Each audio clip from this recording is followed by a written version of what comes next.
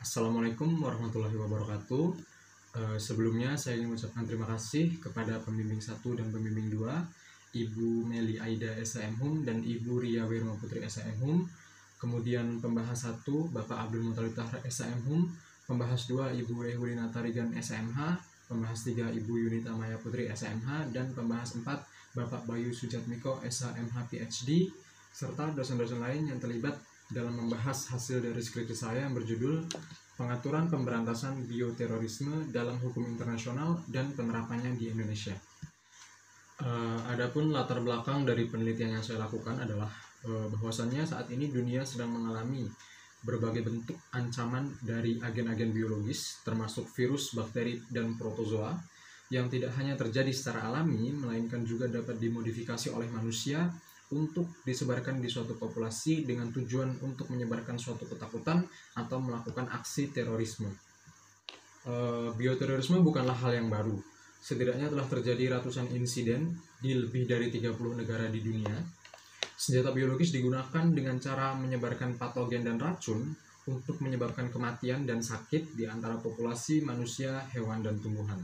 Rumusan masalah dalam skripsi saya adalah bagaimanakah hukum internasional mengatur mengenai bioterorisme. Yang kedua adalah bagaimana pengaturan mengenai bioterorisme di Indonesia.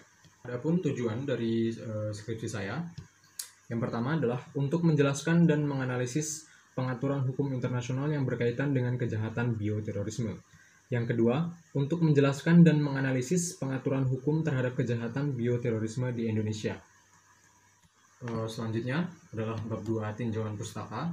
Di sini saya menuliskan mengenai yang pertama, tinjauan umum tentang bioterorisme, definisi, motif, tujuan, dan bentuk terorisme. B. Definisi perkembangan dan dampak bioterorisme. Dan C. Peraturan yang berkaitan dengan bioterorisme. Dalam bab 3, jenis penelitian yang saya gunakan adalah penelitian normatif yuridis. Sumber datanya adalah sumber data sekunder. Analisis data adalah analisis data kualitatif. Pendekatan masalah adalah pendekatan hukum yuridis normatif atau penelitian hukum kepustakaan. Sedangkan pengumpulan data yang saya gunakan adalah teknis studi kepustakaan. Adapun dalam pembahasan yang akan saya jelaskan dalam video ini, saya menggunakan 6 peraturan internasional dan 3 peraturan nasional berkaitan dengan pemberantasan bioterorisme. Peraturan internasional yang saya gunakan adalah yang pertama adalah Protokol Jenewa 1925, yang kedua adalah Biological Weapon Convention 1972, yang ketiga adalah Terrorist Bombing Convention 1997, yang keempat adalah United Nations Security Council Resolution 1540, yang kelima adalah Konvensi SUA 2005, dan yang keenam adalah Konvensi Beijing 2010. Sedangkan peraturan nasional yang saya gunakan adalah yang pertama, Undang-Undang Nomor 4 Tahun 1984 tentang wabah penyakit. Yang kedua, Undang-Undang Nomor 5 Tahun 2018 tentang pemberantasan tindak pidana terorisme. Yang ketiga adalah Instruksi Presiden Nomor 4 Tahun 2019 tentang peningkatan kemampuan dalam mencegah, mendeteksi, dan merespon wabah penyakit, pandemik global, dan kedaruratan nuklir, biologi, dan kimia. Selanjutnya adalah dalam bab 4 atau bab pembahasan. Di sini saya akan menguraikan sedikit mengenai peraturan-peraturan internasional dan peraturan nasional yang sudah saya analisis sebelumnya. Adapun peraturan pertama adalah Protokol Jenewa 1925. Protokol ini hanya mengatur mengenai penggunaan senjata biologis dalam perang dan hanya terbatas pada negara-negara pihak saja. Jadi, apabila suatu negara terlibat peperangan dengan negara lain, dan negara lain itu tidak menjadi pihak dalam Protokol Jenewa 1925, maka Protokol Jenewa tidak berlaku bagi kedua belah pihak yang berperang. Yang selanjutnya atau yang kedua adalah Biological Weapon Convention 1972. Konvensi ini melarang mengenai pengembangan, produksi, dan penimbunan senjata biologis. Namun, konvensi ini memiliki kelemahan, diantaranya bahwasanya konvensi tidak menentukan senjata-senjata biologis apa saja dan dalam jumlah berapa senjata biologis itu dilarang. Selanjutnya adalah Terrorist Bombing Convention 1997, di mana konvensi ini menyatakan bahwasanya setiap orang melakukan pelanggaran apabila menggunakan bahan peledak atau perangkat mematikan lainnya Adapun yang dimaksud dengan peledak atau perangkat mematikan itu dijelaskan dalam pasal 1 ayat 3 dengan penjelasan, sebuah senjata atau perangkat yang dirancang atau memiliki kemampuan untuk membunuh, melukai tubuh secara serius, atau merusak materi substansial melalui pelepasan, penyebaran dari racun kimia, agen biologis atau racun atau substansi yang serupa dengannya, atau radiasi atau bahan radioaktif. Yang keempat adalah United Nations Security Council Resolution 1540. Ini adalah resolusi internasional pertama yang mengikat semua negara, mengingat sifat dari resolusi Dewan Keamanan sesuai dengan bab 7 Piagam PBB yang mengikat semua negara tanpa terkecuali. Instrumen hukum ini juga merupakan instrumen hukum pertama yang mengikat secara universal mengenai larangan penggunaan agen biologis, terutama oleh aktor non-states. Yang selanjutnya adalah Konvensi SUA 2005.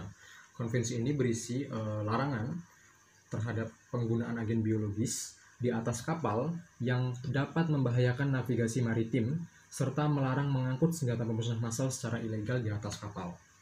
Selanjutnya adalah Konvensi Beijing 2010. Sebenarnya konvensi ini adalah konvensi yang sama dengan Konvensi SUA 2005, hanya saja dalam konteks penerbangan. Apabila konvensi SUA melarang penggunaan di atas kapal, maka dalam konvensi Beijing penggunaan agen biologis itu dilarang di atas pesawat. Kemudian selanjutnya adalah peraturan nasional berkaitan dengan pemberantasan bioterorisme. Yang pertama adalah Undang-Undang Nomor 4 Tahun 1984 tentang wabah penyakit. Undang-undang ini melarang mengenai penggunaan agen biologis baik yang dilakukan secara sengaja maupun karena kelalaian seseorang sehingga menyebabkan agen biologis itu berubah menjadi wabah penyakit di masyarakat. Yang kedua adalah Undang-Undang Nomor 5 Tahun 2018 tentang pemberantasan tindak pidana terorisme. Dalam pasal 10, undang-undang ini menyatakan bahwasannya akan menghukum siapa saja yang menggunakan senjata biologis yang menyebabkan teror atau rasa takut terhadap orang secara luas, yang menimbulkan korban secara massal, menimbulkan bahaya kesehatan, dan merusak objek-objek vital strategis negara. Selanjutnya adalah Instruksi Presiden Nomor 4 Tahun 2019 tentang peningkatan kemampuan dalam mencegah, mendeteksi, dan merespon wabah penyakit, pandemi global, dan kedaruratan nuklir, biologi, dan kimia. Dalam undang-undang ini menyatakan bahwasannya Presiden menginstruksikan kepada jajaran di bawahnya untuk mengambil tindakan berupa menetapkan kebijakan melalui evaluasi kajian dan atau penyempurnaan peraturan perundang-undangan dan mengambil langkah-langkah secara terkoordinasi dan terintegrasi sesuai dengan fungsi, tugas, dan wewenang masing-masing dalam rangka meningkatkan kesiapan dalam menghadapi kedaruratan kesehatan. Baik, Bapak Ibu, mungkin hanya itu saja yang dapat saya sampaikan mengenai apa-apa yang saya dapatkan dari hasil pembahasan skripsi saya. Apabila terdapat kesalahan dalam tutur kata maupun penyampaian, saya memohon maaf. Terima kasih. Wassalamualaikum warahmatullahi wabarakatuh.